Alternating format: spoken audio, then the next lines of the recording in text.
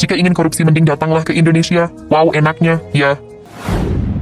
Dan yang ketiga menurut saya yang paling penting berkaitan dengan pemberantasan korupsi, Pak Karni, ini saya mau bilang begini, kalau melihat KUHP ini, maka mungkin saya akan memakai bahasa sarkasme yang menyatakan kalau Anda korupsi dan Anda mau bebas, maka datanglah di Indonesia. Kenapa saya katakan demikian Pak Karni? Karena pertama, pasal 2 dari Undang-Undang Tipikor kita itu sudah diganti menjadi pasal 603 yang ada di KUP. Yang pertama.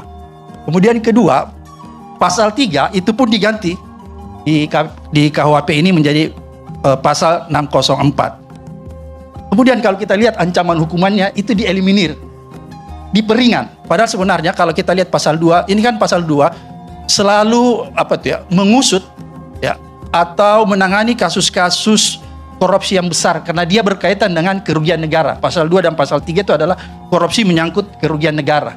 Oleh karena itu ketika dia ditarik di dalam KUHP menurut saya, kemudian ancaman hukumannya itu menjadi lebih ringan. Padahal sebenarnya di pasal 2 kalau kita lihat itu dia ancaman hukumnya sampai hukuman seumur hidup itu pun diakomodir di pasal 2 ya. 20 tahun kemudian seumur hidup, bahkan korupsi yang dilakukan berulang-ulang dan bersamaan dalam keadaan bencana, maka itu bisa dihukum mati. Pasal 2 menyatakan demikian. Tapi kemudian ketika dia ditarik di dalam pasal 603 dan 604 KUHP, ini menjadi hilang. Oleh karena itu menurut saya ini ada problem, sehingga tadi saya katakan kalau kita memakai bahasa sarkasme, ini koruptor bisa senang nih Pak Karni, melihat perubahan ini.